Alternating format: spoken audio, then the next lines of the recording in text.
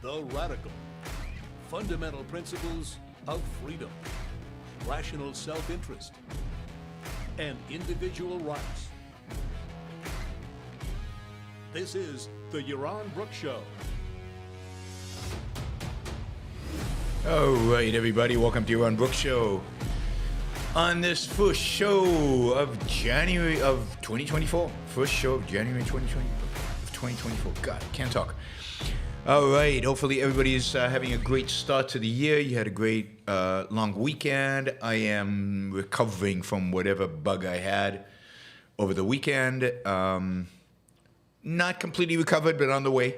I'm close, almost there. So definitely on the healing path. So my voice is not quite there yet. Just remind everybody, we'll have a show tonight, 6 p.m. East Coast time. Topic to be determined. All right, the first topic I have on the title is It Begins, partially because 2024 begins.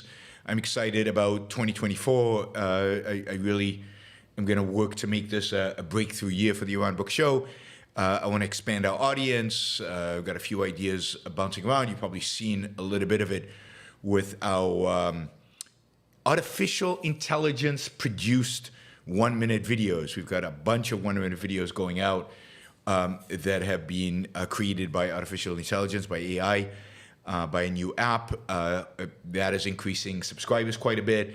We're going to do more of that. So we'll see what else we can do to really grow the channel, grow the show, and have a great 2024. We will continue with the news shows. I know many of you really value these shows. We will definitely continue with them on a daily basis. So no plans to change that, and then we'll see where we go from there, and we'll see how the year evolves. I'm excited about 2024.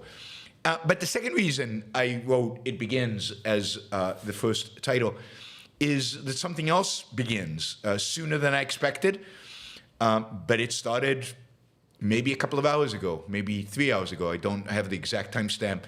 But Israel assassinated the first Hamas leader outside of Israel a few hours ago, 2 to 3 hours ago. Was this evening, Middle East time, and it did so in Beirut, where they took out kind of the number two guy of the Hamas leadership, political leadership.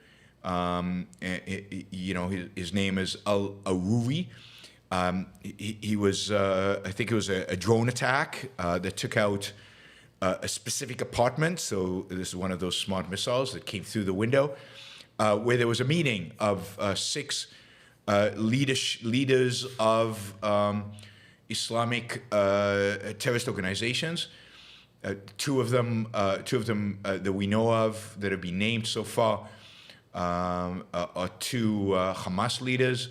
One, this guy Rui, and the other is Khalid al-Hayya, both senior officials within Hamas, based in Lebanon, within Hamas's political wing. But this sends a clear message to the rest of Hamas leadership, whether they're in Qatar, whether they're in Turkey, wherever they happen to be. This sends a clear message: we're coming for you. We're not going to stop. And this is in spite of the fact that Hezbollah, the leader of Hezbollah, Hassan Nasrallah, has said that if you attack Hamas in Beirut, we will count that as a declaration of war or something, and Hezbollah will enter the fray. We will see what Hezbollah decides to do. Nasrallah is supposed to give a big speech tomorrow. Now that this assassination is taking place, we'll see, how he takes it. But yes, 2 of the leaders of Hamas in exile have been assassinated. I believe this is the beginning of hunting them all down, at least the top leaders. Salah el-Aruri was the deputy chairman of the Hamas Political Bureau and the commander of the Al-Qassam Brigade's military operations for the West Bank. So he was responsible for the West Bank. Good riddance. This is good news, a good way to start the year by taking out one of the world's bad guys. Always always pro that. All right, a more slightly more negative news, but still related. Turkey today basically has detained 33 people. Not clear who these people are, if they're Turks, Israelis, or other nationalities. 33 people that they are suspecting of spying for Israel. They're also looking for another 13, so they are searching for another 13.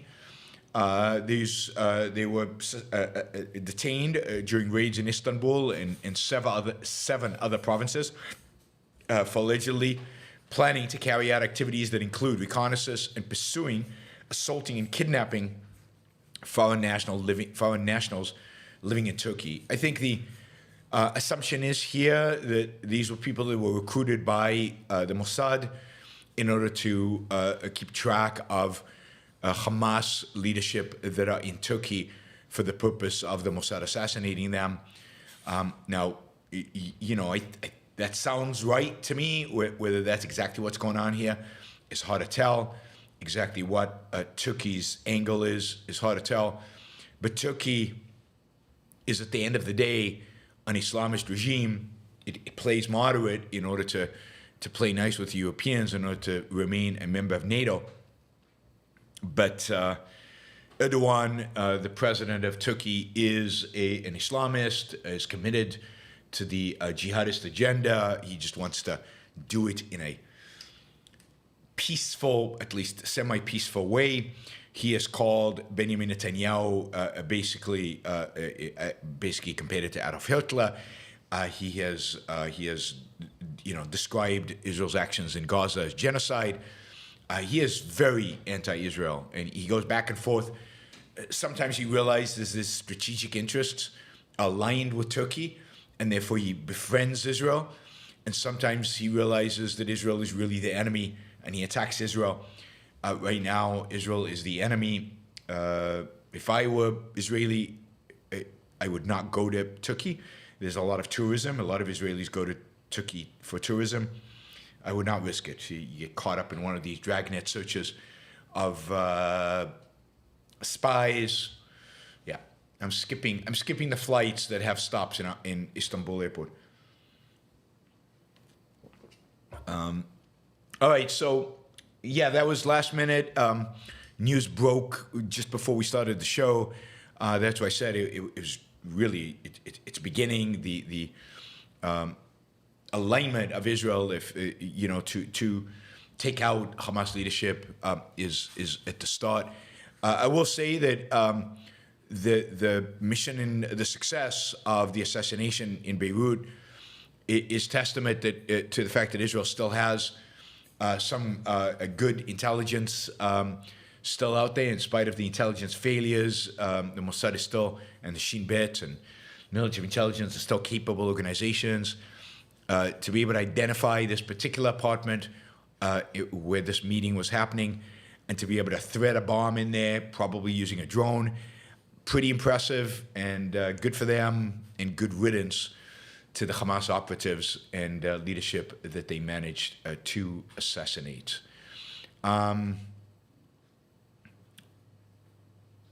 Let's see. All right. 2024 is a massive election year.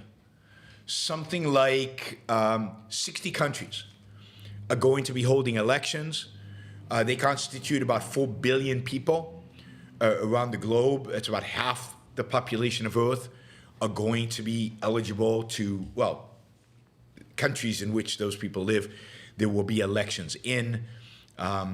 And there will be regional elections, legislative elections, presidential elections, including European-wide EU elections.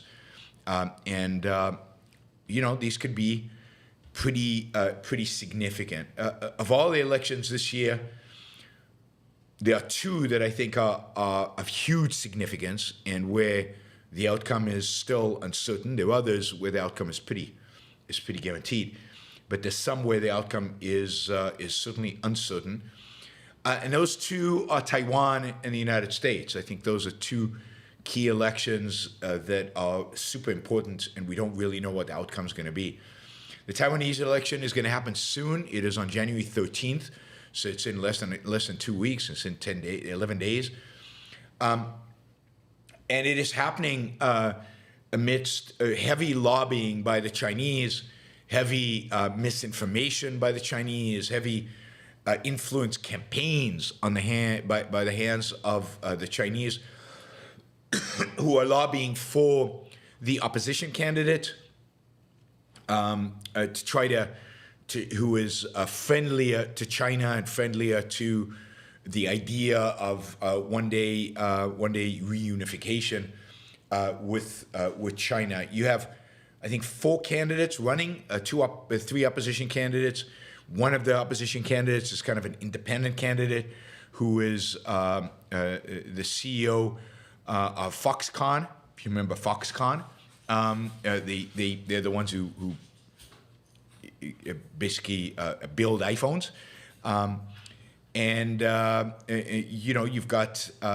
You've got in addition to him, you've got Ho Yi-il, the standard bearer of the Kuomintang Party, which is one of the opposition parties, but it is the party that ruled Taiwan from the end of the Chinese Civil War from 1949 until 2000. This is Chiang Kai-shek's political party, and the Kuomintang is more friendly to Beijing and an explicit advocate for reunification, but under its terms, supposedly. We will see. Obviously, the Chinese would like to see who win this election, and given that he's friendlier. And then you have, as I said, the Ko Wen-jae, the CEO of Foxconn, and you've got the major political party that is right now, what do you call it? In power, Lei Ching-te, who is the current vice president. He's the epidemiologist who did such a good job with COVID in Taiwan and basically saved Taiwan from lockdowns and saved Taiwan from really an epidemic. He is running for president. He is the front runner right now, according to polls, but it's not a sure thing.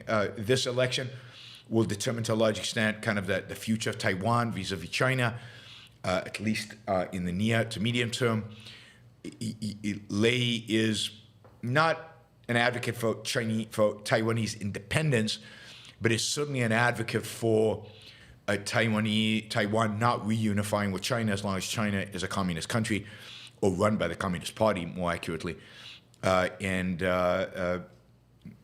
we will see. We will see how this plays out. Beijing despises Lei, who is the front runner, has basically placed him and his family on a sanctions list for their pro-independence sympathies. I'm whatever China hates, I'm with them. So I'm for Lai. Taiwan is thriving under their rule, so I hope they continue, and I hope they're successful. So this is a big one. All right, we've got breaking news that this is more good news. I mean, we're starting off the year really, really well. We got more breaking news that Claudine Gay, the president of Harvard, is just resigned. I'm getting this from Z400 Racer and from Drusky from some of the chat, but it seems, I'm not surprised given the pressure that the Harvard Corporation has been under from both donors and politically, and from just alumni and from everybody, and just the obvious hypocrisy with regard to plagiarism that they would put themselves in. So it doesn't surprise me that she has resigned. It'll be interesting to see what happens now. Who gets elected? Who gets chosen for this position? Who replaces her? And what else? And how this is spun by Harvard University. I assume that this is going to be primarily focused on the plagiarism, not on the anti-Semitism, not on the Israel. We will see how this plays out. Some more on that story tomorrow, given that it basically broke while we were doing the show. All right, let's see. So election year. God, did I close that document? I didn't want to close that document. One second. So we talked about Taiwan. Of course, we've got the massive. We have the massive the election in the United States, which is going to have huge consequences. But there's also a lot of elections in Africa. In South Africa, there's a significant election where the ANC will actually face. Have to face its lack of popularity. I don't know what is going on. What is going on here? Why is that doing that? The fact that it is incredibly unpopular, the fact that it has driven the economy close to collapse. So the ANC is up for re-election as the ruling party in South Africa. That will have huge implications, I think, for the rest of Africa. South Africa, of course, is also a crucial member of the BRICS, and we will see. I think that's an election that's worth following, primarily because the ANC has basically ruled South Africa since the end of apartheid, but its corruption, its just incompetence, has taken this country that has the potential to be unbelievably rich. Basically to become an incredibly poor, stagnant, decrepit place.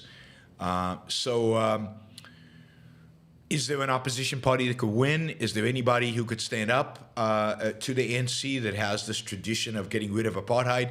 We will see, but it is time. There's no question. It's time in South Africa to replace the ANC. Senegal, another large and significant African country, also has elections, as the Mali and Chad, which had military coups. The military regimes have promised to have elections this year. So those are other places that, if they revert back towards democratic governance, maybe we'll send a message across Africa to move Niger, Gabon, and Sudan, who also had military coups, to move in that direction. We will see. Anyway, significant elections in Africa. I think the most significant of those is South Africa, obviously the continent's wealthiest country, and certainly in potential and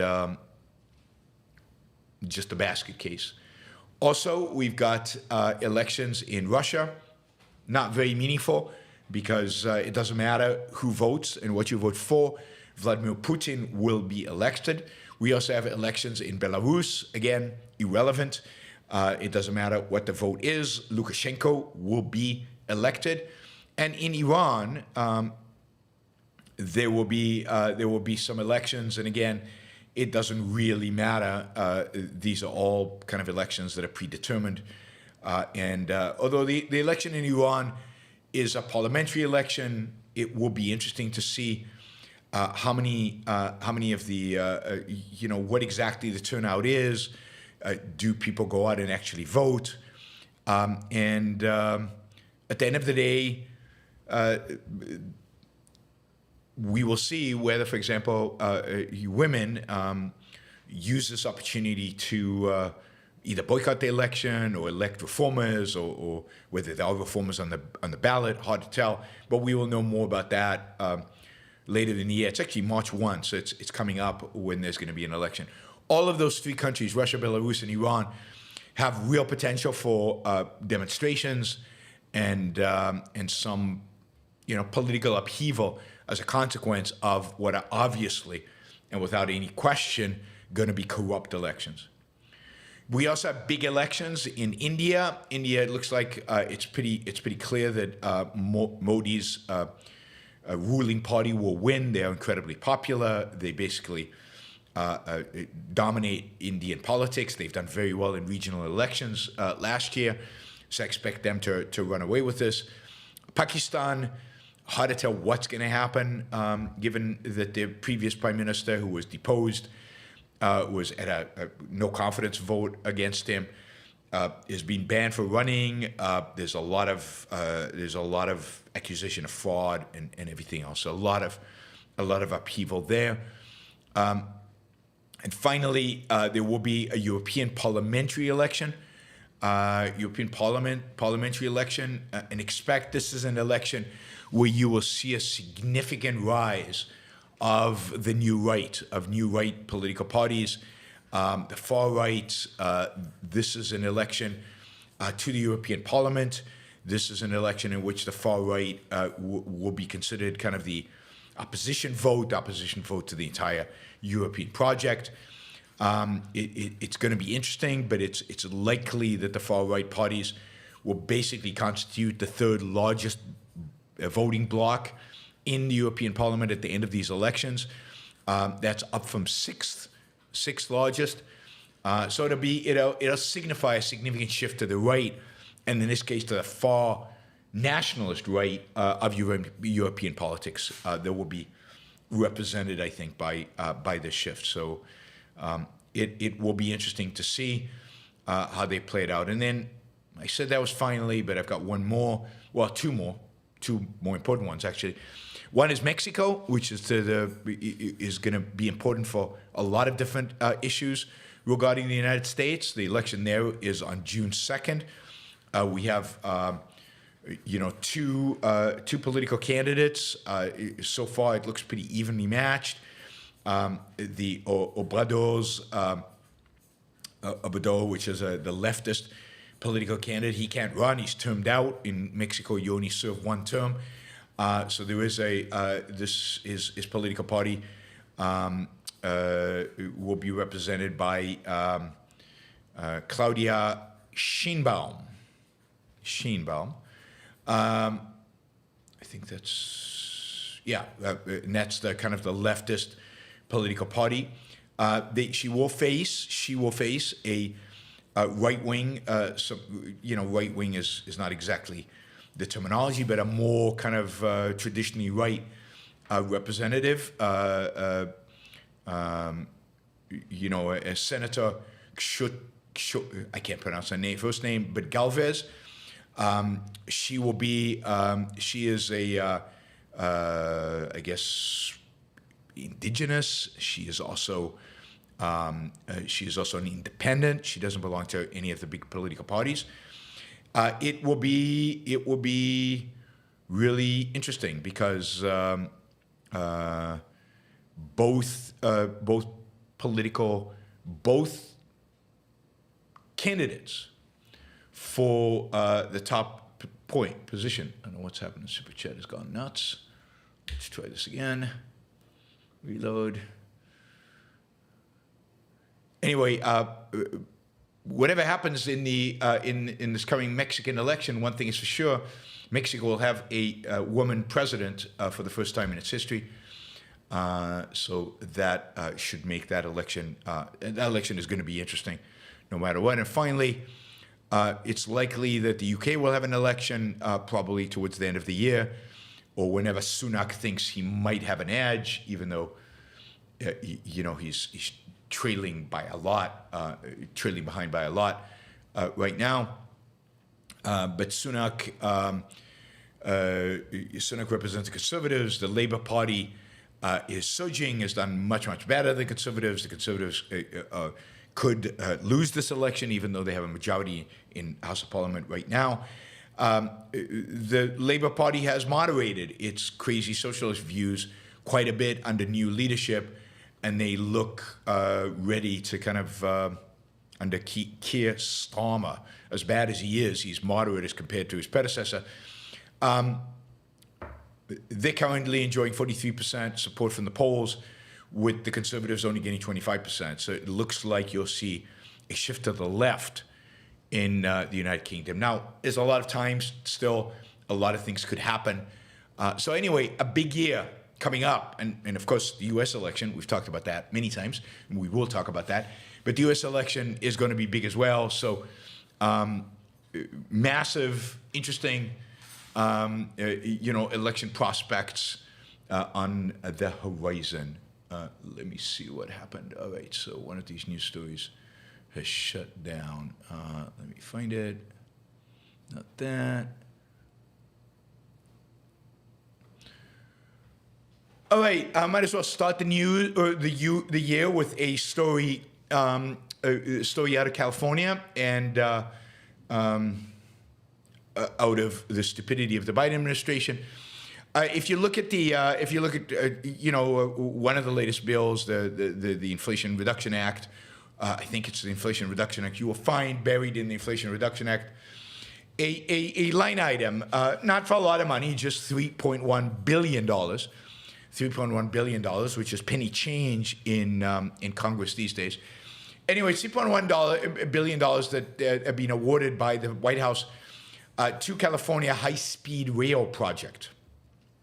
Now, high-speed rail project in California is an interesting project, right? The idea was, the idea was to build a high-speed railroad between San Francisco and Los Angeles. Now, this is a brilliant idea. San Francisco and Los Angeles are, close to one another, relatively close to one another. The traffic in San Francisco and in LA is horrific. So getting to the airport, getting out of an airport, adds a huge amount to the commute to get in and out of LA and San Francisco. You could take rail from downtown San Francisco all the way to downtown LA with a high-speed rail. It should be super fast. Just like in Japan, just like in parts of Europe, you would think that the United States would have one piece of, high-speed rail somewhere, and this makes complete sense and should be something that somebody does. Well, the state of California decided it was going to do it, and California voters authorized a $10 billion bond issue for the train in 2008. I voted against it in 2008. Anyway, the original total estimate for construction, all of it, from San Francisco to LA, was $33 billion. Now, that $33 billion was the initial estimate. As construction on this project began, or even before construction, as more investigation into the project was pursued, the cost of the project rose to $100 billion. That's 3 times, from $33 billion to $100 billion. And then they said, okay, we still want to do San Francisco, Los Angeles, and we're actually going to make this more ambitious, and we're going to extend the rail to Sacramento and to San Diego. And wow, this was going to be amazing. I mean, really amazing. You could get on a train to San Francisco, in San Diego, and go to San Francisco probably the same time or less than an airplane, and given security and given everything else, probably less time than an airplane. And wow, I mean, this is major. At the time when all of this was proposed, phase 1, the Los Angeles to San Francisco portion, was supposed to be completed by 2020. By 2020.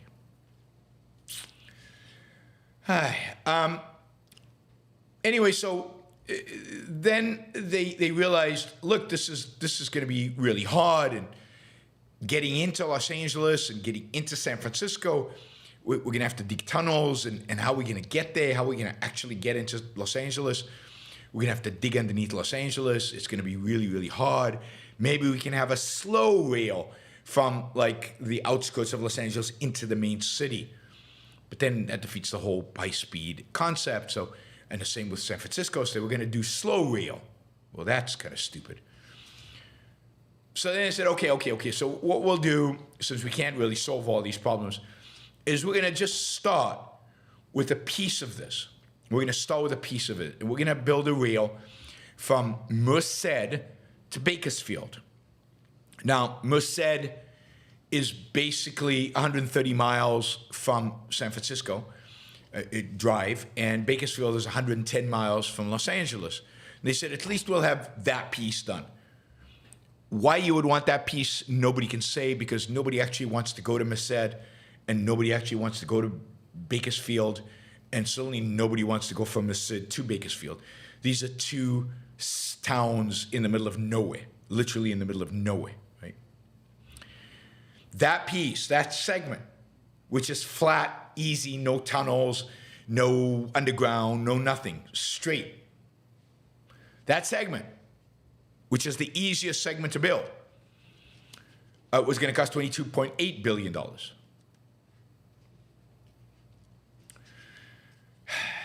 Then they said, okay, they started that. The construction is actually happening on that. And then they said, okay, but if we're going to extend this to San Francisco and Los Angeles, that's probably going to take another 15 to 20 years. So now, instead of 2020, we're looking at 2040. 15 to 20 years. And it's going to cost 3 times as much as projected, not 100 billion, maybe 300 billion. And there's no way we're going to be able to do it all high speed. There's going to be slow segments. Anyway, you can see this keeps going.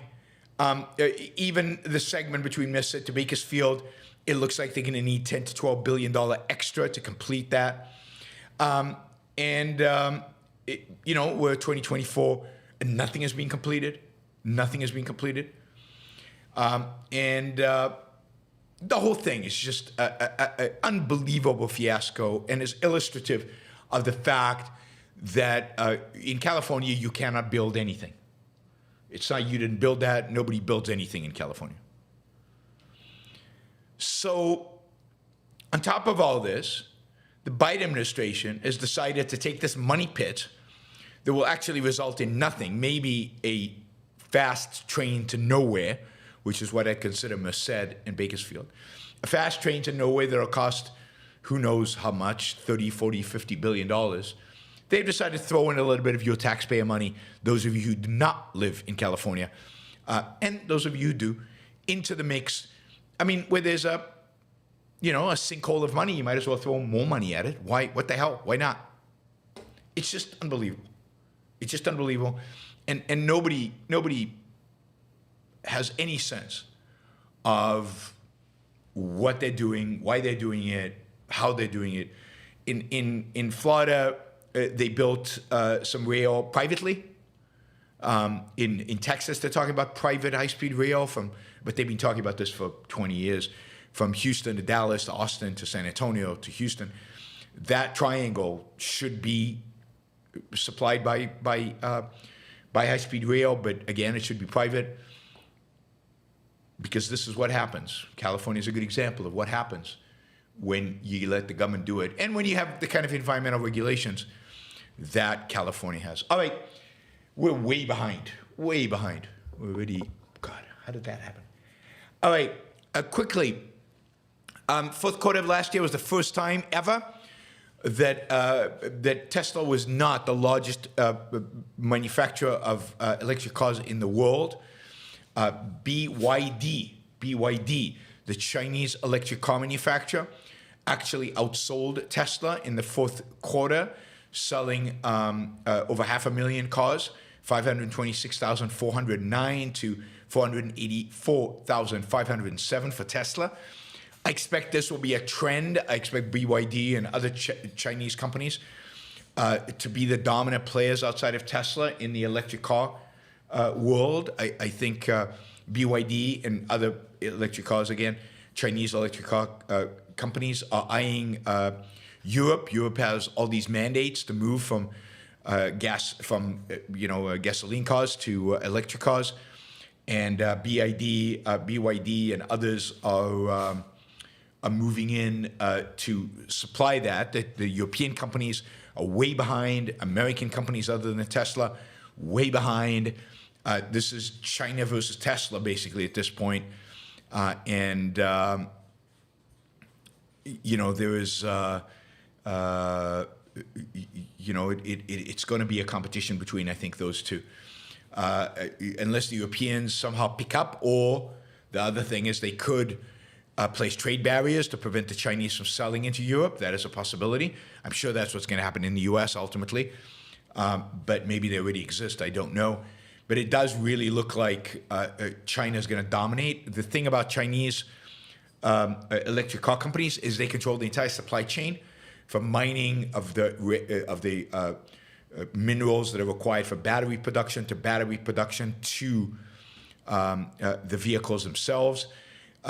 Most other companies around the world have to import pieces in order to build the batteries. I think there are 15 electric cars being sold in the United States right now. Half of them, I think it's 8 of them, have lost the government tax deductibility, the tax benefit, because they use batteries that are not 100% American-made. So only 7 electric cars right now are getting the tax credit from the government. That obviously puts the other 8 at a huge disadvantage, because the United States will only give the tax advantage to cars that every single component within them comes from the United States, including the components in the batteries. U.S. doesn't produce that many batteries right now. That's why there's a lot of battery building factories going on out there in order to get the government subsidies. This is going to distort the market in all kinds of ways. It's going to distort competition in the market. It's pretty sad. BYD is already announcing its first EV factory in Europe. The first one will be in Hungary. And you will see lots of announcements about Chinese companies building cars in Europe, and maybe even building cars in the United States, in order to get around all these trade barriers that are going to be created, that are going to be instituted by different countries. Incredibly destructive, incredibly distortive, but there you go. Talk about destructive and distortive.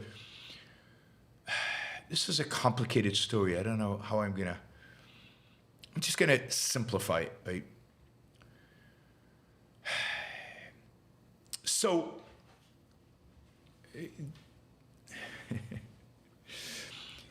starting January 1, drug makers that have raised prices significantly are going to face stiff new penalties.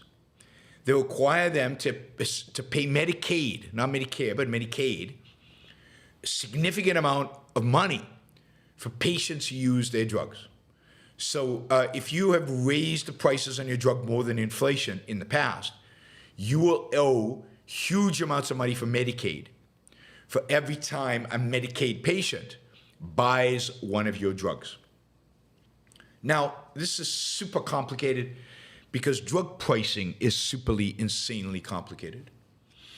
So a lot of drug companies are cutting prices significantly on New Year's Day, i.e. as of yesterday, in order to basically reduce the price so that they don't have to pay these penalties, right? This is the government forcing them to do this. Glaxo decided on a different strategy. So it's basically, it's got this asthma inhaler, Flovent. And what it has decided to do is take Flovent off the market. And basically, it's teamed up with another company to offer a generic version of Flovent, manufactured in the same way, exactly the same design, everything the same, but a generic version that does not carry the Glaxo name, at a significantly reduced price. But at a price that, even though it's reduced, if Glaxo was selling the product itself, if it was the same product, it would have to pay penalties. So, but by renaming it, it won't have to pay penalties, but it will be cheaper for consumers.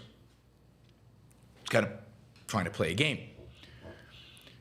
But what has actually happened is that a lot of the pharmacy benefit managers are refusing to cover the new generic product. They're basically saying this lower priced product is actually more expensive than the previous product once you take into account all the rebates that exist on it. Now, again, this is the insanity and the complexity of drug pricing. So basically, this asthma medication, Flovent, which was heavily used by young children, it sold like 2.2 million of these last year just through Medicaid, is not available anymore on the market. They can't get the new one. They can't get the old one. It's just off. It's just not available. Not available. And all this because Medicaid is forcing drug companies to lower prices. So you're forcing a drug company to lower prices. Sometimes there are unexpected consequences. And in this case, the drug is just not available. And this is supposedly, in terms of asthma inhalers, this is the easiest one for young children to use. And now they can't get it. And this is a consequence of government regulations, the consequence of these penalties that Medicare and Medicaid are now inflicting on drug companies. It's also a consequence of the, kind of Gothic, Byzantine, I don't know what you would call it, complex, irrational, insane method by which drug pricing happens in the United States. You would have to really rationalize drug pricing, you would have to completely scrap the existing system, the existing relationships, and start almost from scratch, which you could do pretty quickly if you were like a President Milei and really could just start over, people. Start over with no government constraints, no government regulations, and where the government is not dominating the buying of all this stuff. It's just insane. Of course, the drug companies will be blamed for this, not the Biden administration, not Medicaid, not the ridiculous nature of the system, or if the ridiculous nature of the system will be blamed for it, the solution offered will be, why don't we just have socialized medicine, single payout, that'll solve all our problems. And then there'll be no drug companies and no new drugs being developed. All right, two last issues quickly. I won't give you an update on Gaza. I'll do that next time. I started off the show with news from the Israeli-Palestinian war, the assassination of two senior Hamas leaders in Beirut. But I do want to give you this piece of news out of Israel. Israel's Supreme Court has struck down the judicial overhaul law that the Netanyahu government passed, and which resulted in those massive demonstrations in Israel, if you remember, before the war started. And those demonstrations probably provoked Hamas to do what it did October 7th because they believed Israel was particularly weak. Anyway, the law is struck down. Now, what's interesting about this law and it being struck down is, remember, Israel has no constitution. The law limited the power of the Supreme Court. Limited the power of the Supreme Court. And now the Supreme Court is striking down a law limiting its own power. That's a tough one. That's a really, really tough one. Should the Supreme Court have the power to strike down laws affecting the Supreme Court? Should laws affecting the Supreme Court pass by supermajority votes, given the fundamental separation of powers that is involved here? These are difficult issues when you don't have a constitution, you don't have a methodology. What happens now if the government just ignores the Supreme Court? We passed a law, it passed Parliament, we don't recognize your authority over this law. You have a, quote, constitutional crisis in Israel, but no way to resolve it because no mechanism by which to have it resolved. I mean, you could have the same thing in the United States. If you could imagine Trump doing something, the Supreme Court claiming it's not constitutional, Trump saying, I don't really care, I'm going to continue doing it, go to hell. Now, I think we have enough protections in the United States to stop that from happening. maybe even Trump would be impeached for doing something like that by Congress. Maybe, not sure, but maybe. But Israel has no mechanism to do that.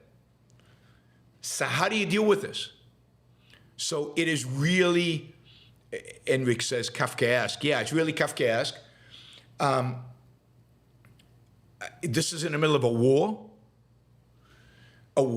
which requires unity among Israelis. This is not a good time to start a fight. My guess is the government will hold off on starting a fight with the Supreme Court. But what will happen once the war is over is uncertain. The other thing that makes this so much more divisive, the Supreme Court in Israel has 15 members. Usually, it's a subset of those 15 members that makes decisions. For the first time in Israeli history, the entire Supreme Court voted on this. And they decided to overturn the judicial overhaul law by an 8-7 vote. Basically, right down partisan lines. That is not a strong message either. And it is a message of kind of party loyalty rather than, which suggests that the Supreme Court is very heavily manipulated and controlled by party politics.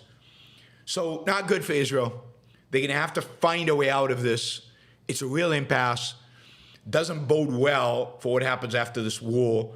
And certainly, if this becomes an issue during the war, it could really be a disaster. It could really, really be bad.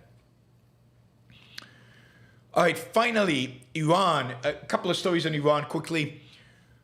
One, Iran has basically dramatically increased the output of near-weapons-grade uranium. They now have a significant stockpile of what's called near-weapons-grade uranium, which means that they could make it weapons-grade within days once they decide to go nuclear. I think that they've let the world know this, and they've made this announcement to put pressure on the United States to compromise that with them. This is pressure on the Biden administration to cut a deal, and to put pressure on Biden administration to decide one way or the other. Of course, one of the challenges is that if the Biden administration strikes Iran, it might be saying, we can turn this weapons-grade uranium, we can turn this uranium into weapons-grade uranium in days and have a nuclear bomb. And then what would you do, Biden administration? So this is a gambit by them to hold off the Americans from, and the Israelis, I think, from doing anything to stop them. And to stop them from attacking Israel, to stop them from attacking U.S. forces in Iraq and Syria, to stop them from blocking the Red Sea. Basically, it's a way for them to tell the U.S., don't mess with us. And it's working, of course, because the U.S. is doing nothing vis-a-vis Iran, and the best representation of that is what's happening in the Red Sea. Right now, Iran has sailed one of its warships into the Red Sea, very close to where the United States, Britain, and other countries have their fleet.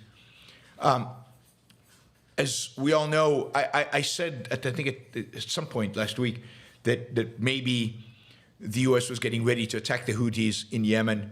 There was supposed to be a press conference where they would announce something. Never happened.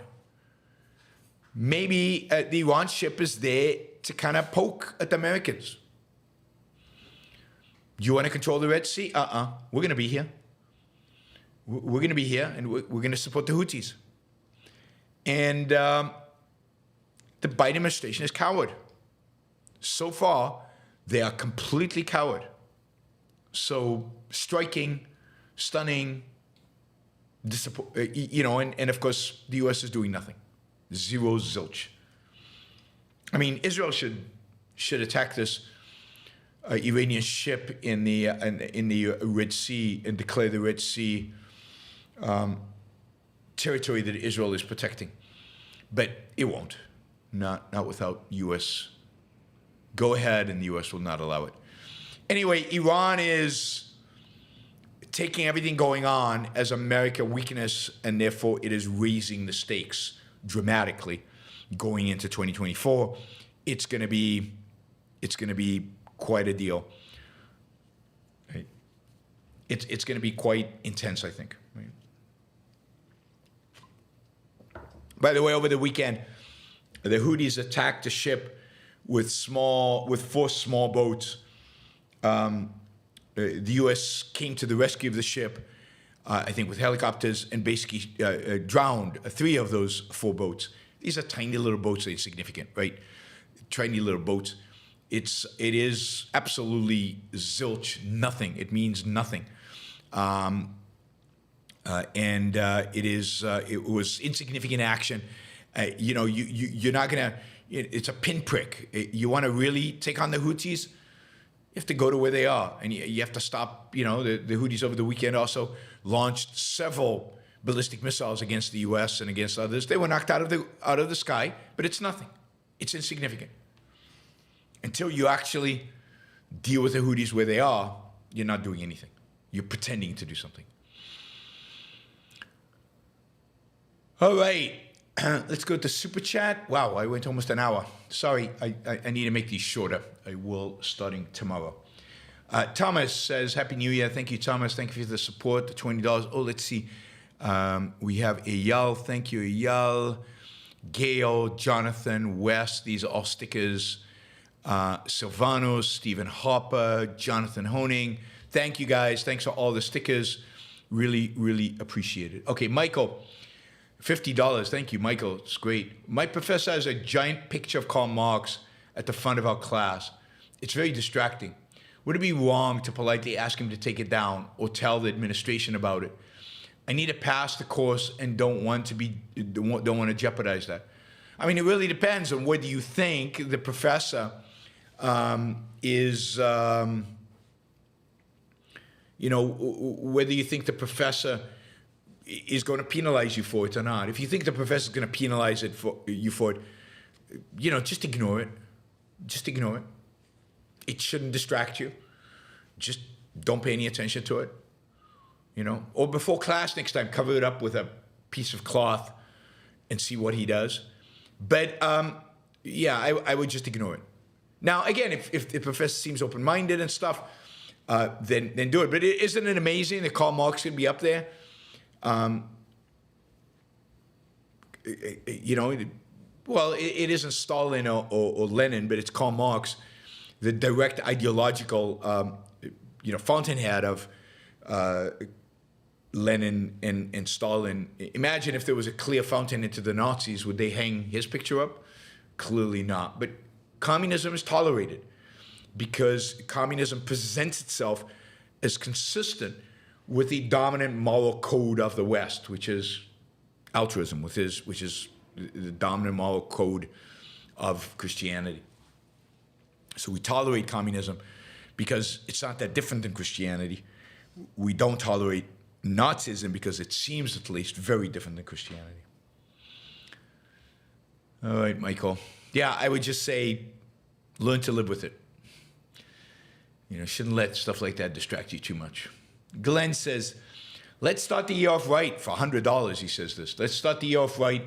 Really great year and wrap-up show. Going to be an interesting year. It's going to be a very interesting year. Huge year with the election coming up. It'll be interesting to see how my anti-Trump stance, which will go all the way through the election, how we will suffer or not on this show as a consequence of the anti-Trump stance. It will be interesting to see how that evolves during the year, and whether we can sustain the trend of the last 3 months of significant subscription growth. We've seen really, really good growth in October, November, December. Primarily, the show I did on Ayaan Hirsi Ali, which is interesting, right? Because I criticize Ayn Rand and I criticize religion on that show, and yet we got a lot of new subscribers on that show. Then the next is everything I've said about Millet. A lot of subscribers, a lot of new subscribers. And was the third? God, it's just slipped my mind what the third big one is. But those two have been big in terms of added subscribers. So that is good. By the way, if you're listening right now and you're not a subscriber yet, please subscribe and get notified when I go live, and click that bell so you get the notification, and so on. Let's see. I'm trying to go here and see if I can generate what else is a big contributor to subscriptions. It's Ayn Rand, the show, Millet shows, and all the lastly it was the Harvard DEI. So it's interesting because it covers the Claudine Gay. It covers the whole gamut, right? So Ayn Rand, I must have got some new atheist types, right? On Millet, I got a bunch of libertarians, primarily Argentinians. I got a lot of new subscribers from Argentina. Yeah. And on Gay, I got kind of right-wing people who are happy to join me in attacking Gay. So I got a nice array of different people adding onto the show as a consequence of those particular videos. They just to give you a sense, the Harvard DI standards allow Claudine Gay, whatever, short that we produced, it's 9 minutes long, 9.5 minutes long, has 35,000 views, and we got a lot of subscriptions for that. But the Millet has 17,000 views. And then if you go to the shorts, where I'm getting a lot of subscribers also, it's pretty much every short that we put up there, shorts of 1 minute videos. Pretty much every 1 minute short that I bring up there gets decent viewership, that is between 2 to 10,000, and also produces subscribers on all these different topics. So what's interesting is I haven't added a huge number of subscribers on Israel. You would have expected I would. I would have expected I would. But Ayn Rand, Millet, and Claudine Gay produce subscribers. So I need to learn from that somehow. I need to figure out what it is that I need to learn from that so that we can continue to produce the right kind of videos, so we can continue to add new subscribers.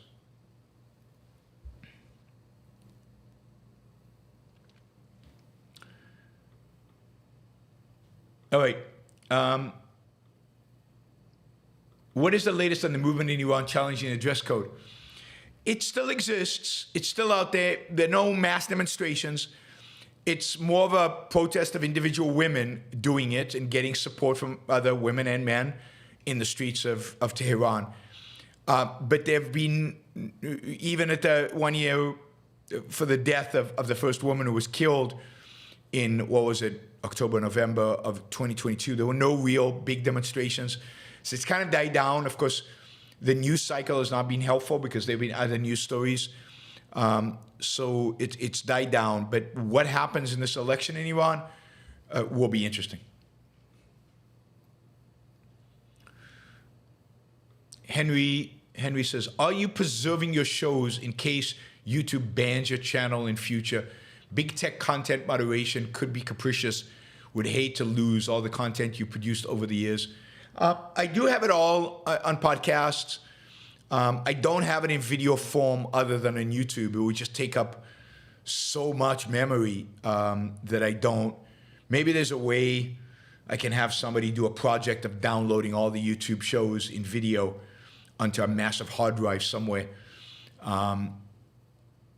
It does, almost all the shows, by the way, are streamed on Facebook. Almost all the shows are streamed on Twitter. Facebook and Twitter, Facebook at least preserves them all. I'm not sure about Twitter. So I would have to be banned from all the social media. But it's a good point you make. I have lost some of my podcasts from the early days. The one podcast, was it Blog Talk Radio? I think those were deleted at some point. So I lost those, which is a shame. It's a good point. Maybe I'll try to do a backup of all my YouTube shows. James says, did you see my super chat yesterday regarding the boondocks. I sent another super chat about Godzilla. Yes, I did see the boondocks. I copied it over. There it is. And I mentioned it during the show. You also sent a super chat about Godzilla. I will watch it. I will review it. I promise. Don't worry. All taken account of. James also says, do you think the USA will actually have a civil war? Also, I sent super chatting regarding to Chicago on Sunday. Did you see it? Congrats on 36 Ks. Yeah, I did see. I saw all the super chats. I'm sure I answered that super chat on the show. I can't remember it now, but I did answer it. I don't think the U.S. will have a civil war anytime soon. I can't say that forever, but for now, I don't think there's going to be, not in 2024, probably not by 2030, but hard to tell. If Trump becomes president, it's just hard to tell where we go in the future years, but I don't think it'll be this year. I don't think it's going to be anytime soon. Michael says, do you think Ayn Rand was right that it will be students demanding their professors teach objectivism? Or will objectivism win out by circumventing academia altogether? I think the circumventing will have to be first, and then it'll also be demanded on campuses. So I think it's a combination of both. You will start with circumventing academia, and then it will be objectives, then it will be students demanding it. Alex, Yaron, are you on TikTok? If you're not, you should be, especially the new AI created shorts you have. Yeah, we're looking at a way to automatize uploading all of those to TikTok. I do have a channel on TikTok. I need to get these 1-minute videos on there. We're looking, I think there is a way within the AI app to just every one that we produce to send it to TikTok, and I think to Instagram as well. So I have channels on both, so I'm hoping that happens. Cook, drug prices are so high thanks largely to Medicaid Drug Rebate Program, the Affordable Care Act, and the FDA. Yes, no question. Medicaid and Medicare and all of that, it's going to get worse because there are more programs for Medicare to try to lower prices, and as some drugs are lowered, other prices are going to go up. Drug companies have to make up for the losses somewhere in order to fund their R&D and their future projects. Optimistic pessimist, what are your favorite books beside Ayn Rand in your bookshelf behind you? Well, I mean, it depends what you mean by favorite books. I mean, I have my von Mises books in economics. I have a lot of history books that I love. I don't know that other von Mises, a lot of Austrian economists, I don't know they have one favorite author, but I have a lot of kind of history books and economics books that I love. In terms of fiction, my favorites are Victor Hugo, Les Miserables, 93, Man Who Laughs. Those are my favorites. Ian Mirkat says, got to change my opinion. F Trump, but F Biden too for being such a wussy when it comes to Iran and the rest of the axis of evil. Figures witch doctors are the crazy woke left variety. P.S. Gaza must be destroyed. Ian Mirkat is nothing but consistent. F them both. I'm not a fan of either one of them, but everybody expects me to be a fan of Trump. So, and I think Trump, a second presidency by Trump, could be a lot more disastrous than a second by Biden, and could be a lot more disastrous than the first presidency by Trump. So I will be anti-Trump. I will also be anti-Biden, but I will be anti-Trump. And Trump did not show any reason to believe that he would be less a wussy when it comes to Iran. All right, and particularly with the new right in America being anti-interventionist, it's hard to believe that Trump would do much with regard to Iran. All right, guys. Thank you. Thank to all the super chatters. I really appreciate it. I will try to make my... he killed Soleimani. Who cares? I mean, so he killed one guy. That doesn't count for anything. There are 5 Soleimanis for every one you kill that are born again. You want to do something, do something. Otherwise, a pinprick like that is insignificant. Then when the Iranians bombed and injured a bunch of Americans, he did nothing. In retaliation for Soleimani, he did nothing. So it's meaningless. Just like it would be meaningless if the Israelis assassinate these two Hamas leaders independent of actually going to war with Hamas. So, all right, guys, I will see you all tonight, 6 p.m. I think it'll be an interesting show. We'll see. I need to see if I have time to prepare for it. One way or the other, it'll be an interesting show, but you might. Yeah. Anyway, I'll see you tonight, 6 p.m. East Coast time. That's a new time. Remember, not 7 p.m., 6 p.m. East Coast time. Bye, everybody. Hope you have a great New Year. Happy New Year, everybody.